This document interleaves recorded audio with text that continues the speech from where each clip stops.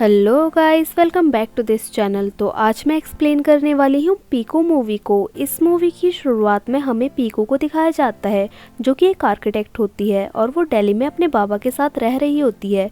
पीकू के बाबा का नाम भास्कर बनर्जी होता है। पीकू के बाबा को कॉन्स्टिपेशन की प्रॉब्लम होती है जिससे कि वो बहुत ज्यादा परेशान रहते हैं और वो अपने सारे इमोशन की अपडेट्स पीकू को बताते रहते थे। जब वो ऑफिस में होती है तो पीकू के बाबा उसको मैसेज करके बताते हैं अपने इमोशंस के बारे में, जिससे पीकू बहुत ज्यादा इरिटेट हो जाती है। पीकू अपने बाबा और ऑफिस के टेंशन को साथ में हैंडल नहीं कर पाती है, इसलिए वो बहुत ही चिड़चिड़े स्वभाव की हो जाती है और वो अपना सारा इरिटेशन अपने कैब ड्राइवर्स पर निकालती थी जो कि उसको सुबह पिक करने के लिए आते थे। पीकू के गुस्से की वजह से सभी कैब ड्राइवर्स उससे डरते थे और पीकू उनको गाड़ी तेज चलाने का ऑर्डर देती थी, जिसकी वजह से आए दिन गाड़ियों की टक्कर होते रहती थी और कार डैमेज हो जाती है। इसीलिए सब कैब ड्राइवर अब पीकू से इरिटेट हो चुके थे और कोई भी उसको पिक करने के लिए नहीं आना चाहता था। इसी कैब कंपनी के ओनर होते हैं राणा चौधरी और वो पीकू के बिजनेस पार्टनर और फ्रेंड शाहिद के भी फ्रेंड होते हैं। राणा पीकू को पसंद करते हैं, इसीलिए वो पीकू को समझाने की कोशिश करते हैं कि वो अपने गुस्से पर थोड़ा कंट्रोल करे और वो जो कैब ड्राइवर उससे परेशान होते हैं उसके गुस्से को भी समझाने की कोशिश करते हैं, लेकिन पीकू किसी की बात नहीं समझती और वो शाहिद की बात को भी नहीं समझना चाहती है। राणा की भी अपनी फैमिली में अपनी माँ से और अपनी बड़ी बहन से नहीं बनती है, वो एक दूसरे से चिड़चिड़े रहते हैं और जो पीकू की मौसी होती है वो उनके घर आती रहती है। वो पीकू के बाबा से उनकी हेल्थ के लिए इतना परेशान रहने के लिए मना करती है और उनसे हमेशा खुश रहने के लिए कहती है और वो पीकू के बाबा को ये भी सजेस्ट करती है कि अब वो पीकू की शादी करवा दें ताकि वो अपनी नॉर्मल लाइफ जी सके। लेकिन पीकू के बाबा को लगता है कि जो औरतें शादी करके अपनी लाइफ को अपने हस्बैंड के लिए सेक्रीफाइस करती हैं तो उनका लो आईक्यू होता है, इसलिए वो नहीं चाहते थे कि पीकू के साथ भी ऐसा हो, इसलिए वो पीकू की शादी नहीं करना चाहते थे और वो अपने डिसीजन से भी नहीं हटना चाहते थे। पीकू के बाबा के एक फ्रेंड होते हैं जिनका नाम होता है डॉक्टर श्रीवास्तव और वो उनको न्यूज़पेपर दिखाते हुए एक जापानीज आदमी के बारे में बताते हैं जो कि 90 ईयर की एज में भी साइकिल चलाता है और एकदम फिट है। अब पीकू के बाबा को भी साइकिल चलाने का मन करता है और वो न्यूज़पेपर वाले की साइकिल अपने रोड के आगे चलाते हैं। इसके बाद जो पीकू की मौसी होती है वो उनको अपनी एनिवर्सरी पार्टी में इनवाइट करती है और वहाँ पर वो पीकू को एक बंगाली लड़के से मिलवाती है। पीकू उससे बात कर ही रही होती है कि तभी उनके बाबा उनकी बातों के बीच में आ जाते हैं और पीकू इस बात से इरिटेट हो जाती है, इसीलिए वो गुस्से में घर वापस आ जाती है और उसके बाबा भी देर रात को घर वापस आते हैं, लेकिन उन्हें ना बहुत ज़्यादा शराब पी रखी होती है और वो बहुत ज़्यादा खुश होते हैं और खुशी की वजह से वो डांस करने लग जाते हैं। पीकू भी अपने बाबा को इतना खुश देखकर बहुत खुश हो जाती है और वो उनको डांस करने से नहीं रोकती, लेकिन नेक्स्ट मॉर्निंग पीकू के बाबा की तबीयत बहुत ज़्यादा ख़राब हो जाती है और डॉक्टर श्रीवास्तव उनको रेस्ट करने के लिए बोलते हैं।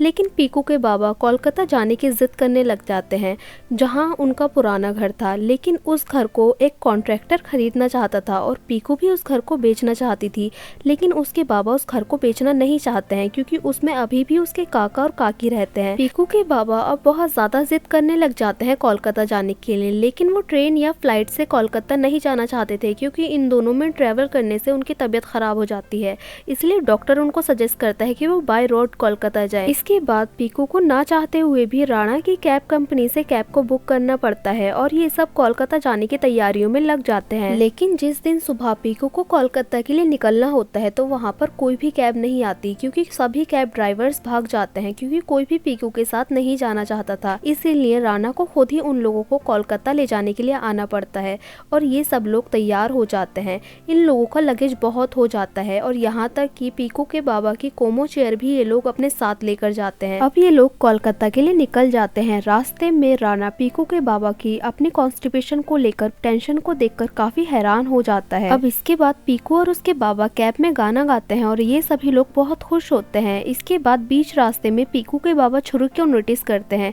जो कि राणा की कैब के अंदर होती है और ये देखकर पीकू और उसके बाबा दोनों ही डर जाते हैं और पीकू के बाबा राणा को फोर्स करते हैं कि अगर वो छुरी को कैब से नहीं फेंकेगा तो वो लोग उसकी कैब में नहीं जाएंगे। राणा उनको समझाने की कोशिश करता है कि ये छुरी बस सेफ्टी के लिए रखी है, लेकिन वो लोग कुछ भी समझना नहीं चाहते थे और मजबूरन राणा को वो छुरी को फेंकना पड़ता है। इसके बाद राणा पीकू के बाबा की कॉन्स्टिपेशन के लिए उनको कुछ घरेलू नुस्खे ट्राई करने के लिए बोलता है, जैसे तुलसी और पुदीने के पत्तों को पानी में उबालकर पीने से कॉन्स्टिपेशन ठीक होती है। इसके बाद पीकू के बाबा राणा से कुछ उसके बारे में बताने के लिए बोलते हैं, तो राणा उनको बताता है कि वो एक सिविल इंजीनियर है और जब वो सऊदी अरब में अपना जॉब करने के लिए गया था तो उसको पता चलता है कि वहाँ पर कुछ और ही काम है जो कि उसको पसंद नहीं आया। राणा उस जॉब को छोड़ना चाहता था, लेकिन वो उस जॉब को नहीं छोड़ सकता था क्योंकि कंपनी के साथ उसने 2 साल का कॉन्ट्रैक्ट कर रखा था।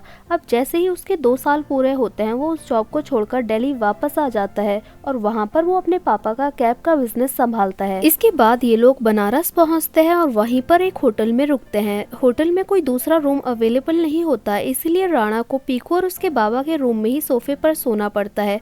अब जब नेक्स्ट मॉर्निंग राणा उठता है तो वो नोटिस करता है कि पीकू के बाबा अपनी कॉन्स्टिपेशन को लेकर बहुत परेशान है, तो वो पीकू के बाबा को सजेस्ट करता है कि वो टॉयलेट सीट पर इंडियन स्टाइल में बैठे। पीकू के बाबा को ये आइडिया बहुत अच्छा लगता है और वो इस आइडिया को ट्राई करते हैं। इसके बाद ये लोग यहाँ से निकल जाते हैं। अब जब ये लोग कोलकाता पहुँचने ही वाले होते हैं तो पीकू के बाबा रियलाइज करते हैं कि उनके पास उनका ईयरिंग नहीं है और उनको लगता है कि वो जो लास्ट ढाबे पर रुके थे वो अपना ईयरिंग वहीं पर भूल गए हैं। अब वो राणा से वापस चलने के लिए बोलने लगते हैं, लेकिन राणा गुस्से में चिल्लाकर उनसे बोलता है कि थोड़ा शांत बैठ जाओ और इसके बाद फाइनली वो लोग कोलकाता पहुंच जाते हैं। अब पीकू और उसके बाबा अपने पुराने घर चंपाकुंज जाते हैं और पीकू के बाबा राणा को अपने साथ कुछ दिनों के लिए रुकने के लिए बोलते हैं। पीकू के काका उनको देखकर बहुत ज्यादा खुश हो जाते हैं, लेकिन पीकू की काकी को लगता है कि वो इस घर को बेचने के लिए आए हैं, इसलिए वो उनसे थोड़ा गुस्सा हो जाती है।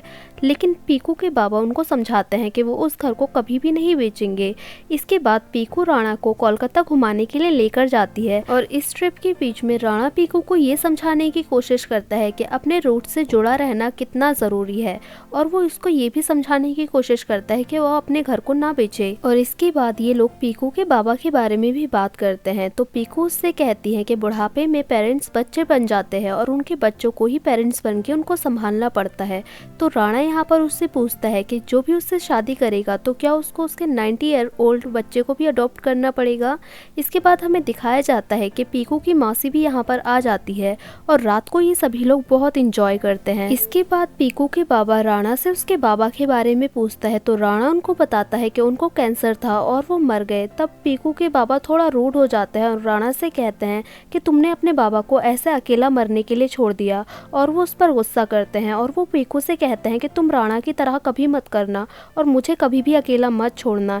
ये बात सुनकर राणा को बहुत गुस्सा आता है और वो जल्दी जल्दी जाकर अपना सामान पैक करने लग जाता है।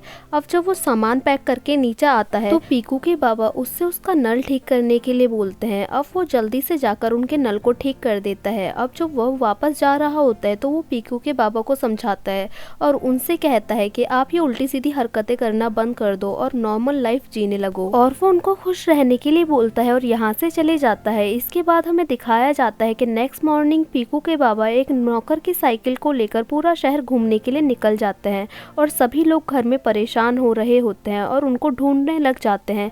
लेकिन जब शाम को उसके बाबा वापस आते हैं तो वो पूड़ियाँ और कचौरियाँ लेकर आते हैं, लेकिन पीकू को ये सब देखकर बिल्कुल भी खुशी नहीं होती और वो उन पर गुस्सा हो जाती है। और इसके बाद हमें दिखाया जाता है कि पीकू के बाबा काफी टाइम बाद अपने इमोशन से सेटिस्फाई होते हैं और वो कहते हैं कि राणा बिल्कुल ठीक कहता है कि मुझे खुश रहना चाहिए और सब कुछ खाना चाहिए।